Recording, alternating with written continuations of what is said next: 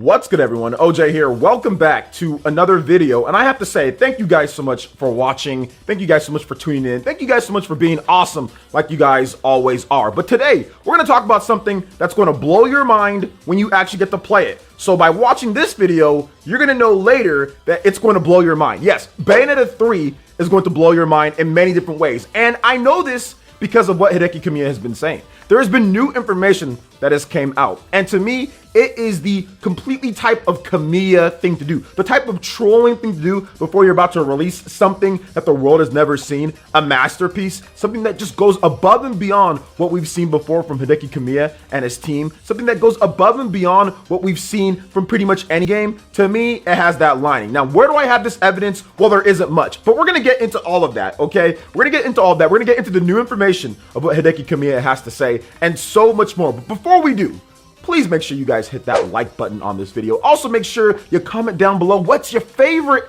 Platinum Games title. I'm a big fan of Bayonetta 2. I think that's my favorite one. But what's your favorite Platinum Games title? Make sure you comment on that. And of course, what you think about what we're going to discuss as well. Drop a like and of course subscribe if you're someone new. And also stay tuned to the very end because I have a poll that's up on the community page and I want you guys to interact with that because I will be taking some answers from that and I will be getting video ideas from what you guys vote on. So make sure you stay tuned all the way. So we got all of that out of the way. Let's get into what Hideki Kamiya had to say on Bayonetta 3 and then we'll talk a little bit about some Astral Chain action as well. Now recently in a VGC article, Hideki Kamiya was asked this. Kamiya, here's the inevitable Bayonetta 3 question. You were recently quoted as saying you'd like to provide a public update on the game this year. Is that right?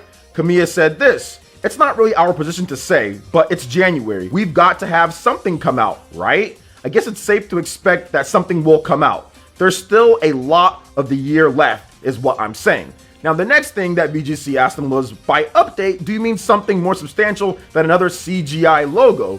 Kamiya had this to say, laughing, ha ha ha ha, LOLs. I understand it's driving the fans crazy. In light of that, my suggestion would be that maybe we should all reset and forget about Bayonetta 3. Then when something finally does happen, it'll be a nice surprise, won't it? So people are taking that and running to the moon with that last one there. They're ignoring kind of what he said beforehand and taking that and saying, oh, well, since he said that, that means this game's not going to be ready for the next 3 years or 2 years. He's trolling.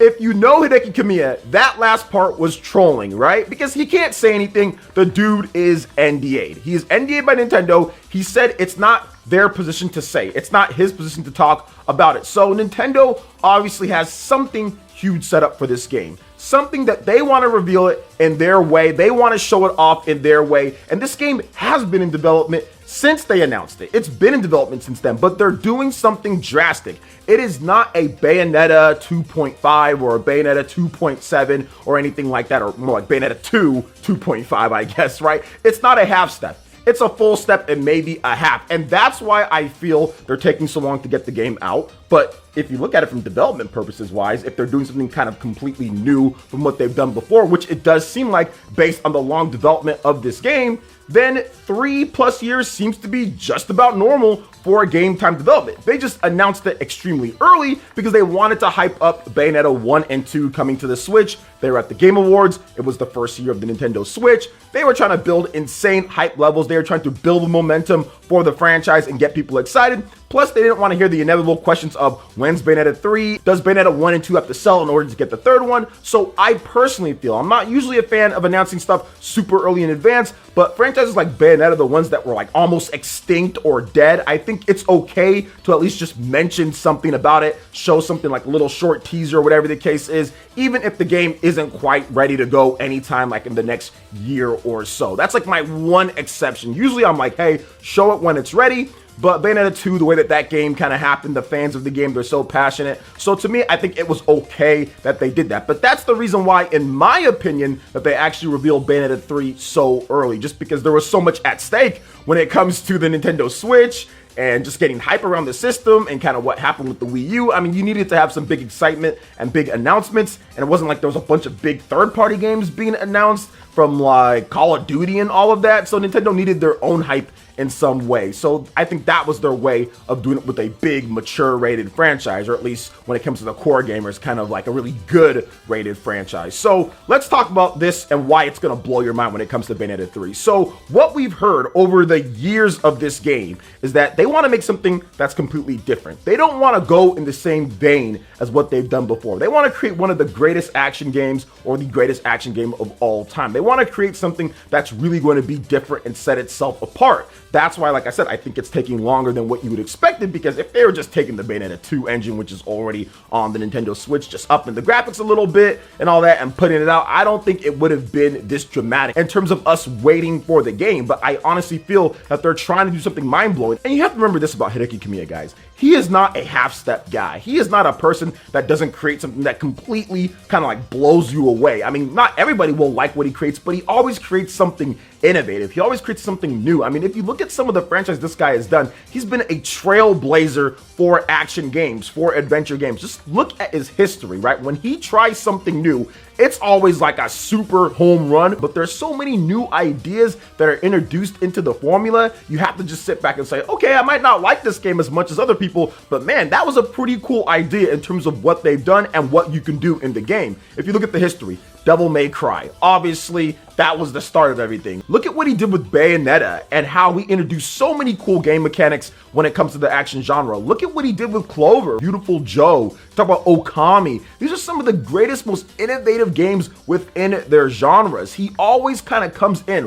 whenever he directs something. He's the guy that brings in something different. And the fact that he's kind of leading this up here with Bayonetta 3 and saying, hey, you know, this is what's happening, I think it's going to be something that just blows us away based off of the time and based off of Hideki Kamiya's history and what he's done. But I also want to talk about what he said when it comes to people asking him questions. And I think it's funny because there are some people that are very skeptical because of the Cyberpunk situation and because of stuff that we've seen before, but you have to put your trust in Hideki Kamiya, because as someone who's been playing Hideki Kamiya's games now for 20 plus years, there's been very few times that he's let me down when it comes to things. Even with the game that didn't sell like crazy, right, and was not a critical success, like the Wonderful 101, maybe not as good as some of his other debut new IPs that he's done, but it still had so many new things in there, innovative things in there for an action game that you just didn't see, and it was very fun to play. So I do feel that Hideki Kamiya definitely gets the benefit of the doubt, because anytime that I've played a game from him, it's always been absolutely amazing. It's always been really good, where he's the lead director of the game. Heck, even the games that he's helped out on here and there, Astral Chain, not the lead director for that game, but still one of the guys that kind of helped out with direction and getting that game to be what it is. That's a very innovative, unique style of game that you don't see a lot when it comes to it. I mean, there's not many games, really any games that I've played, that are like Astral Chain. I think Hideki Kamiya deserves that benefit of the doubt, and I feel that when we finally do see this game, and it's not going to be a Bayonetta 2 2.5 or a half step, it's going to be something completely better than that. So I take his comments as one, trolling us with, hey, just forget about it, so when you see it, it's a nice surprise. That's a troll. But his other comments when he says that, hey, there has to be something, right? Like this year, there's a lot of year left. So he's kind of anticipating or kind of teasing like, hey, there's going to be something this year. Just be patient. It's not on us. Maybe it's a Bayonetta Nintendo Direct. I think that's probably going to be the avenue that they go in. And here's what I think when it comes to it compared to like Astral Chain, because Astral Chain was interesting. They could have announced that game 2 or 3 years prior or whatever, but they didn't. They didn't announce it, and it was a surprise, right? They didn't announce it. It was a surprise. People were like, whoa, what is this? And they instantly saw the quality of the game. And I think that's also what he was trolling with and alluding to. Just forget about it. So then when you see it, it's a big surprise. So to me, I'm going kind of next level here. Maybe I'm connecting some dots that aren't there, but I'm trying to go next level. If you remember, what did they do with Astral Chain? Okay, with Astral Chain, they announced the game, and then it was out very shortly afterwards. I think they announced it like in February, and then it was out like in August or something like that, right? So I feel that there's going to be a very short turnaround. I don't think Nintendo would show off this game this year if they were still 2 years off or well more than a year off. I think they want to kind of connect it in that way, like Hideki Kamiya said. Hey, forget about it, just think that it's not there, and then when you see it, it's going to be amazing. Short turnaround for the game, and then it's going to be out. So I know I've been saying that for a while, guys, trust me, I know, but I think I'm onto something here, guys. I think I'm onto something, and I think that we will see this game this year. I think it's going to be a late October or so release. I think they're going to announce it, and say, look at this crazy masterpiece of a game, and then it's going to release 4 to 6 months later. That's what I think. I am hoping for that as well, but that's what I think because of what he said, like, forget about it, and then when you see it, it's a big surprise. When he said that we have something for this year, there's got to be something that comes out, right? Like, he's just alluding to it, but it's not on his place. He's NDA'd. He can't talk about it because Nintendo is the publisher and is funding the game, and if he did, that'd be a break of NDA. That would obviously get him in trouble with Nintendo. He has a good relationship with them. You want them to keep funding games, so it makes sense in that way, and that's my take on it. I think that we just need to be a little bit more patient. I know it's been 3+ years, guys, but just be a little bit more patient on this one, and I think that we're going to get something awesome. Now, to wrap up this video here, I do want to talk a little bit about Astral Chain. So recently there was a copyright on the official Platinum Games page that alluded to maybe Nintendo owning all of the IP with Platinum Games, and there was an interview that I'll link to you guys, link in the description, where you guys can actually see it, where Asushi Inaba talked about it when it comes to what that means, and he says it is as it looks, and you know, we're not supposed to be talking about it. So it does seem like Nintendo has now the full IP of Astral Chain, because before they said it's 50-50. Platinum Games owns 50%, Nintendo owns 50%. But to me, it doesn't matter. And the reason why it doesn't matter is because Nintendo still owns 50% of the game. They were never going to let that game go somewhere else. I think that was the kind of thing that some people were hoping for or maybe asking for. It's like, okay, we'll bring it to something else like the Wonderful 101, but the Wonderful 101 situation and Astral Chain situation are completely different. One, you have a game that launched on a failed system that also failed itself when it comes to the sales of the game, and Nintendo and Platinum Games have such a good relationship. They're like, okay, whatever, you can do that. We don't really care about the game too much. Nintendo wanted them to just put it on the Switch, but they said, hey, we want this game to be more popular. We want it on PlayStation, PC, whatever. So Nintendo allowed them to do that because they just did not care about the game as much. Astral Chain is a completely different situation. That game sold over 1 million copies and made them plenty of money. It's still going to continue selling as well. Nintendo has plans for this game because it's a success and they can make it even better when it comes to Platinum Games and Nintendo working together with that franchise. So I don't see them wanting to move that anywhere. And when you own 50%, you actually get to say, hey, where this is going to go, what system it's going to go on, and all of that. So there was never a hope of this game going anywhere else. So it didn't matter to me if Nintendo owned 50% or if they owned 100% or whatever the case was. Nothing was going to change. The game was never going to go to any other platforms if Nintendo didn't want it to go to like PC or a different platform or anything. It's not a publisher deal, right? So like they're just publishing, helping out the distribution of the game. It's actually IP ownership with them. So if it's 50, then you can't do anything without the other partners saying, hey, we want this. So there was no way that it was going to go to anywhere else. It's not the same situation as the Wonderful 101.